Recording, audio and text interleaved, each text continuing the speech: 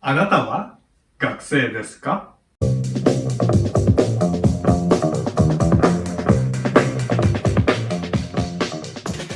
Welcome to YS Online. Ako po si Dice, coming to you from the Y Suzuki Nihongo Learning Center in Quezon City, the Philippines.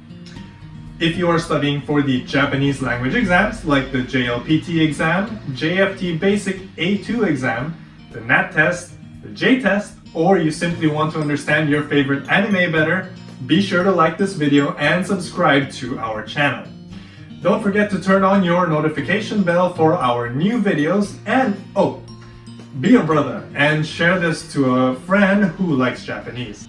For this lesson, we are going to continue talking about our sentence structure, Noun 1 wa, Noun 2 des. De waありません or じゃありません. Kung kailangan nyo ng refresher para dito, check out the links in the description box below. Today, we are going to learn how to turn this sentence into a question using our particle ka.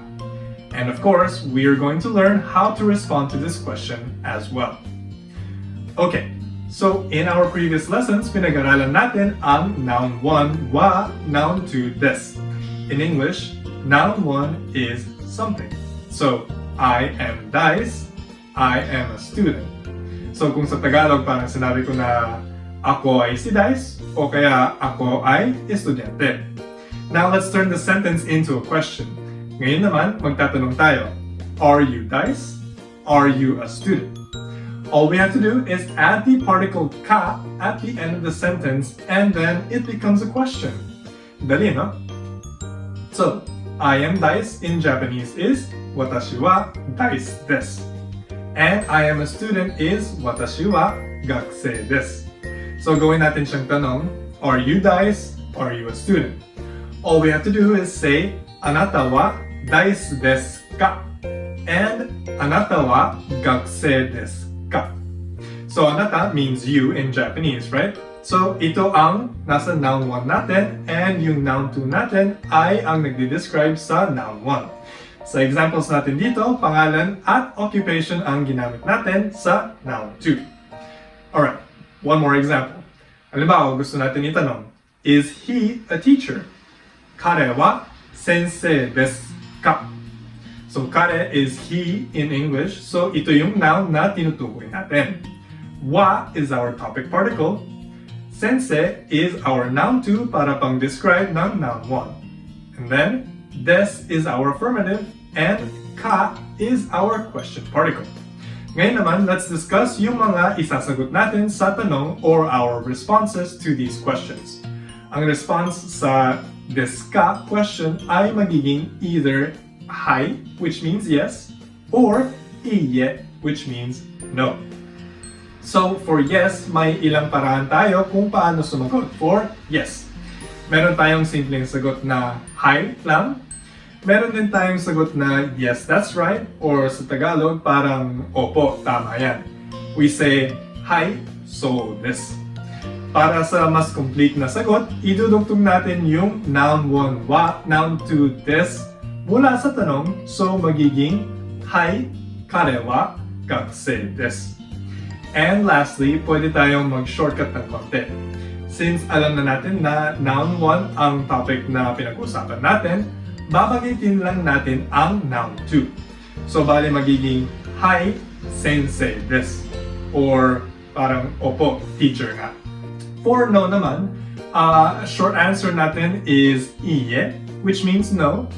Meron din tayong sagot na parang hindi po. In Japanese, we say, iye, chigaimasu. We can also say, iye, so ja arimasen, which means no, that's not right. Kung gusto natin na mas complete na sagot, idudugtong natin yung Noun 1 wa, Noun 2 mula sa tanong, but papalitan natin yung desu.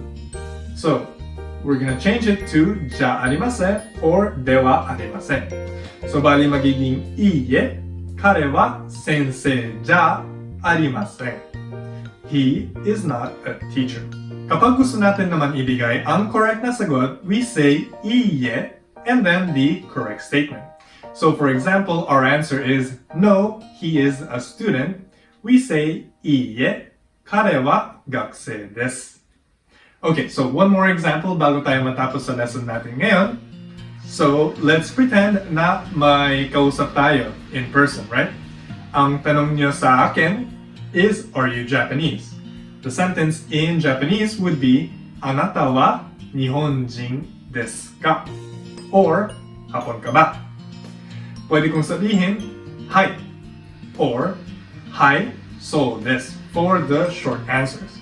Pero para sa mas kumpletong sagot, pwede kong sabihin na, Hi, watashi wa nihonjin desu. Para sa unting shortcut naman, alam na natin na ang topic na pinag-uusapan dito ay watashi or I. So, magiging, Hi, nihonjin desu.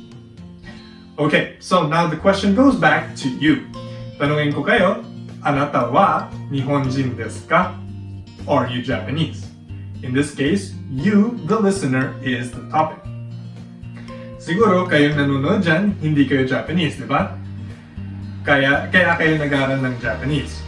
So, how do we respond with no in Japanese? So, for short answers, we say, いいえ or いいえ 違います. For the complete answer, it's いいえ watashi wa nihonjin ja arimasen or ではありません. And para sa no answer at gusto natin ibigay ang tamang sagot, we say, いいえ watashi wa Philippine jin desu. Or pwede nating palitan ang Philippine sa anumang nationality. Basta maglagay tayo ng jin sa dulo. Alright, now it's your turn. Gamitin natin ang pinag-aralan natin na patterns ngayon at sagutin natin ang mga susunod na tanong sa comment section below. Ang mga tanong natin ay, Anata wa gakusei desu ka? Anata wa Philippine jin desu ka? Write your answers in the comment section below. That's it from us at YS. If you're new to this channel, be sure to like and subscribe and turn on that notification bell para ma-notify kayo every time na may bagong videos kami na lumalabas. If you're a full member at YS Online, be sure to take the quizzes and make use of our extra resources para makapagdagdag tayo ng mga vocabulary natin para makagawa tayo ng mga iba't ibang sentences. Make sure to stay tuned to our videos as we tackle lessons from textbooks that will help you pass the JFT exams as well as the JLPT exam, the NAT-Test, the J-Test, and other language exams. Don't forget to share these videos with friends who are also interested to learn Japanese or are studying for their Japanese language exams. From YS, my name is Dice. Ja, mata ne!